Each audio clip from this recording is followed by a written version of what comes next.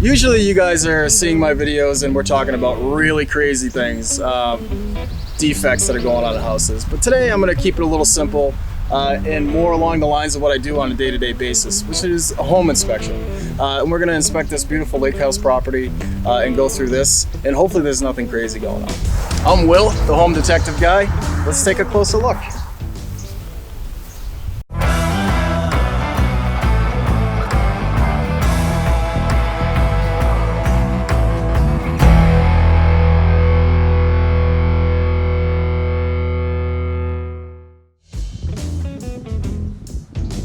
So right off the bat, I can see this portion of the roof is older.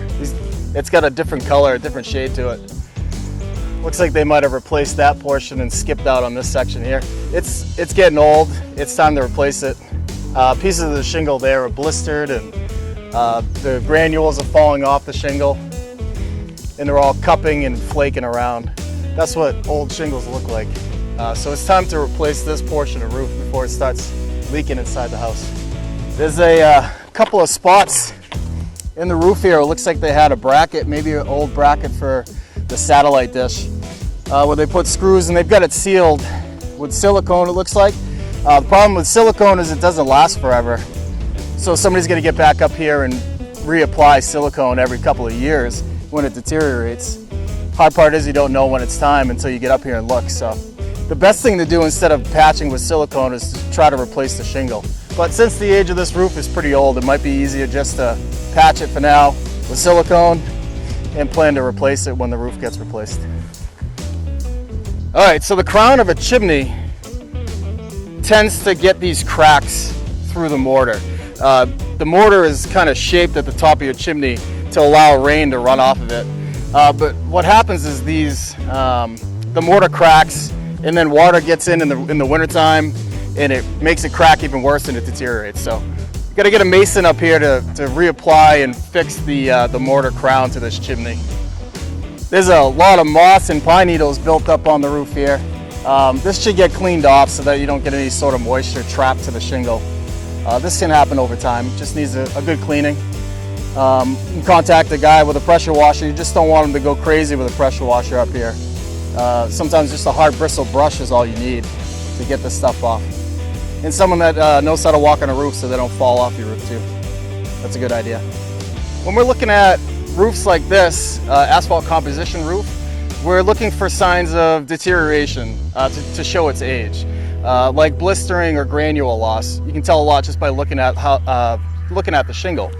Down here you can see that it looks really old. It's probably pushed past 20 years. This section of the roof is probably more like 15 to 20. This needs to be replaced now. This maybe not so much. But that's what we try to look for when we're doing an inspection. I think plastic gutters are terrible. They have a lot of seams usually and a lot of funky brackets to hold them together. And they're always failing and sagging and holding debris in them. If I was you, I would replace it with an aluminum gutter, a solid aluminum gutter by a professional, so it's doing what it's supposed to do, which is to get water away from the house. So this deck right here is what I call a free-floating deck. It doesn't have any real supports underneath the legs, the support posts. There's no piers, so it's just kind of floating on the ground. There may be a concrete block that's since disappeared, but what's happening is this deck is just leaning because it doesn't have really good supports underneath it.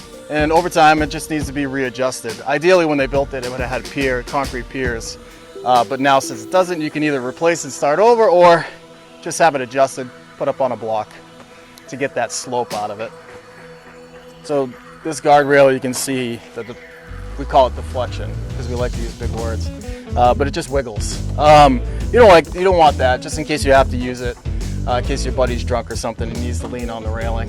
You don't want him to accidentally fall, so make sure it's nice and sturdy for those occasions. The other thing you to watch out for when your deck is higher, this one's not too bad, it's low to the ground, but when your deck is on like a second floor, you don't want to have railings like this because if you have little kids, they can easily climb up this, and you know they will, climb up on the railing and just go wee and then potentially fall off. So make sure you use vertical balusters instead. Back here is the exhaust flue for the furnace, and it's getting covered up by vegetation. So It's always best to keep your vegetation cut back away from the siding and away from any exhaust pool in the house, because it's only going to trap moisture and possibly block your flue, which is super dangerous for inside the house.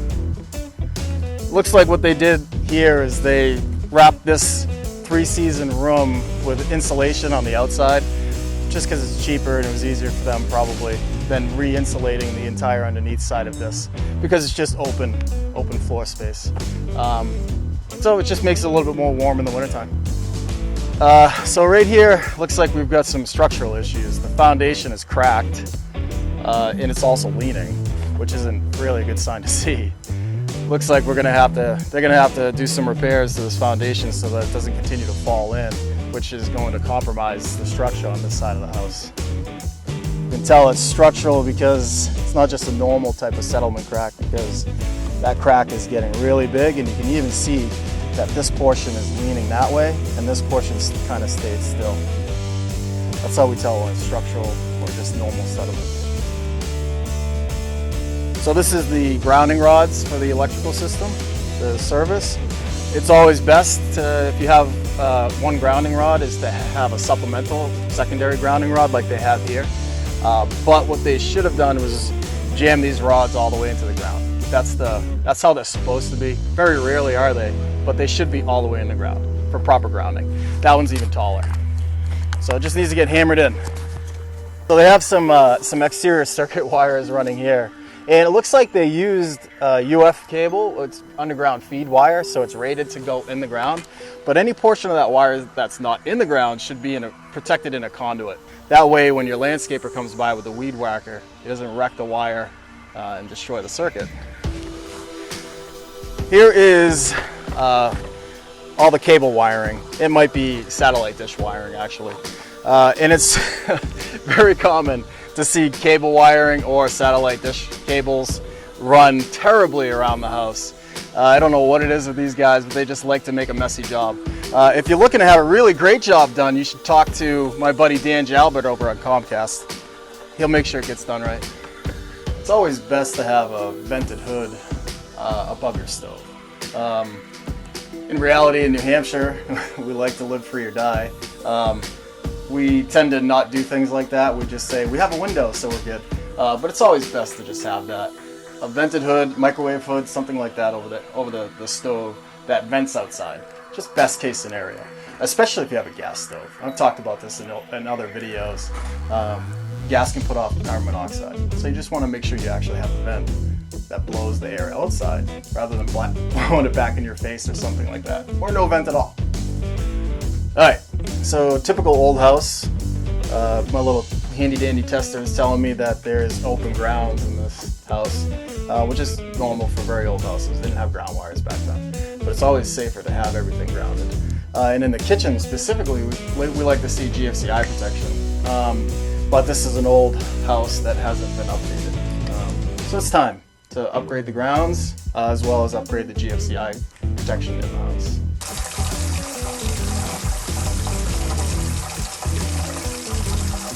Water temperature is about 118 degrees, which is perfect.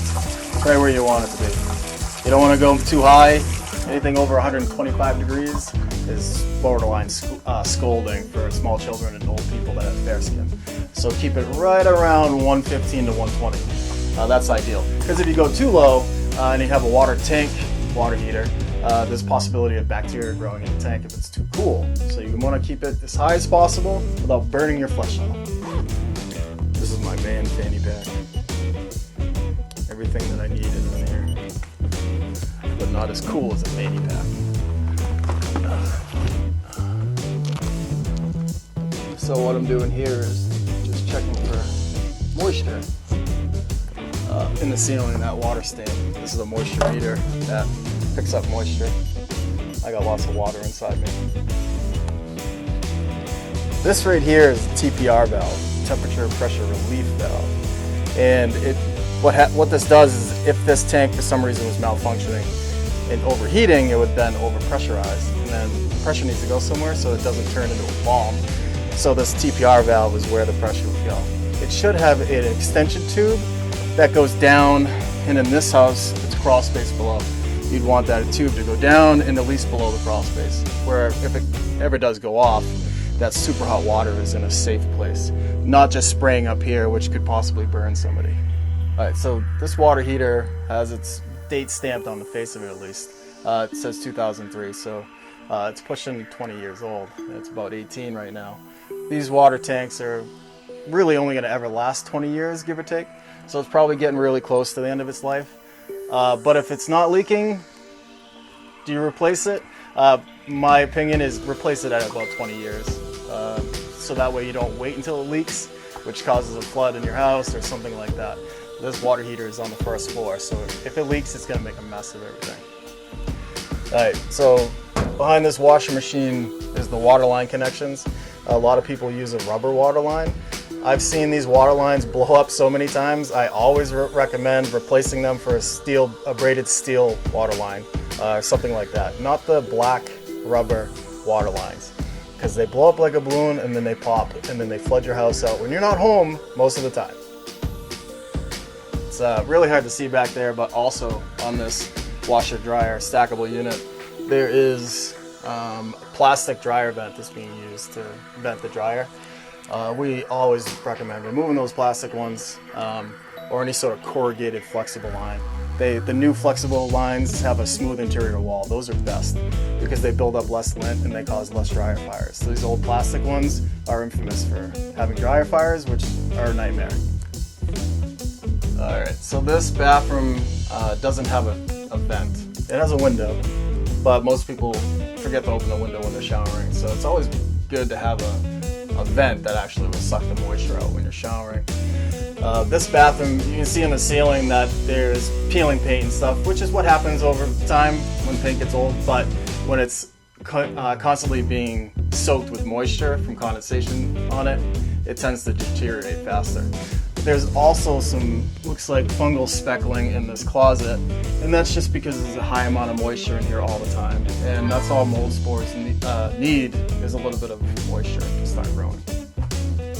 So I'm checking the electric baseboard in this bathroom, which is functional, which is great when you need that extra heat. But these old electric baseboards are not GFCI protected.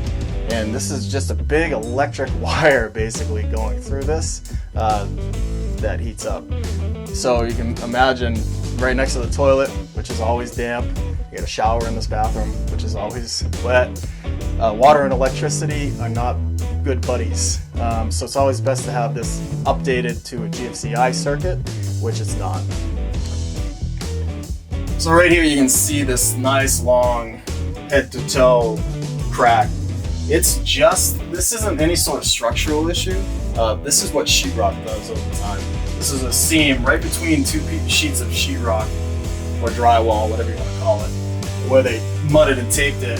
And what happens as things warm up and cool off is that little fluctuation in temperature causes things to heave a little bit, and that seam just cracks. And it'll probably do it again if you patch it. It'll probably do it again after that. It's just what it does, but it's not a structural issue at all.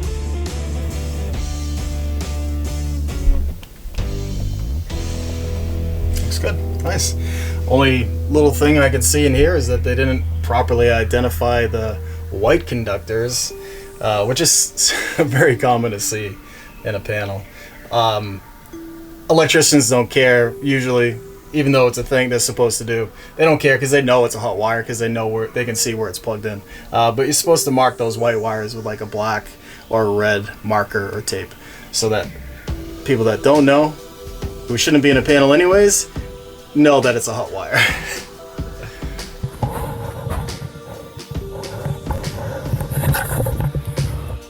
Alright, going to the attic. So this is the attic access cover, and right away you can see these black spots, these black stains.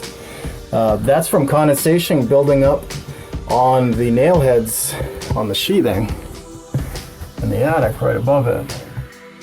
And when the condensation drips off, it lands on that spot and makes those little tiny black spots.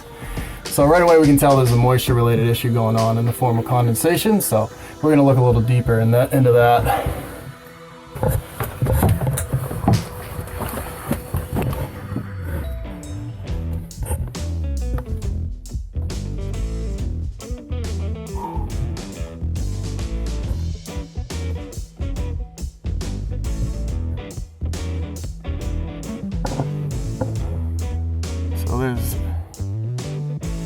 Looks like fungal growth on the sheathing up here. The old tongue and groove roof decking. And it's covering a good amount of this attic space on the sheathing only, which is another indication of condensation events happening in this attic.